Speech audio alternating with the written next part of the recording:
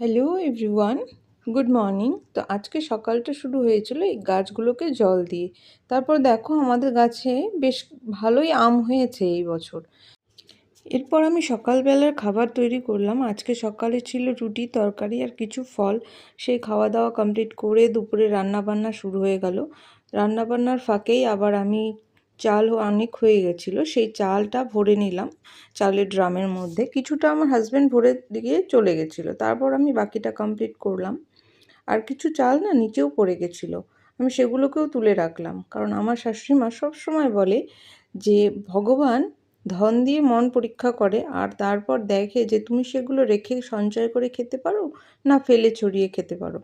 তো তারপর দেখো আবার আমি ফাঁকে ফাঁকে রান্না এসে কড়াইতে আবার নাড়াও দিচ্ছি, কারণ আজকে রান্না হচ্ছিল কচুর শাক আর ঝিঙে আলুর তরকারি আর পনির হয়েছিল।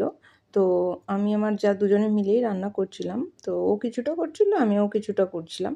তারপর এদিকে এসে আবার জামা কাপড় গুছিয়ে নিলাম, কারণ আমাদের মহিলাদের বাড়িতে তো সারা দিন কোনো কাজের অভাব থাকে না, একটার পর একটা কাজ লেগেই থাকে, তাই না?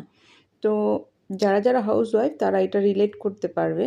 আমাদের সারাদিন আমাদের বসে থাকার কোনো উপায় নেই, কোনো না কিছু কাজ আমাদের লেগেই থাকে সারাদিন। আজ ঈদের ছুটিতে আমার হাজব্যান্ডও বাড়িতেই আছে, তো ওকে বললাম তুমি একটু ঠাকুরটা পুজো দিয়ে দাও আজকে। তো ও তো ব্রাহ্মণের মতন সেজে পুজো দিতে বসে গেছে। ও পুজো দিতে বসলে একদম 1 ঘন্টা লাগবে পুজো দিতে।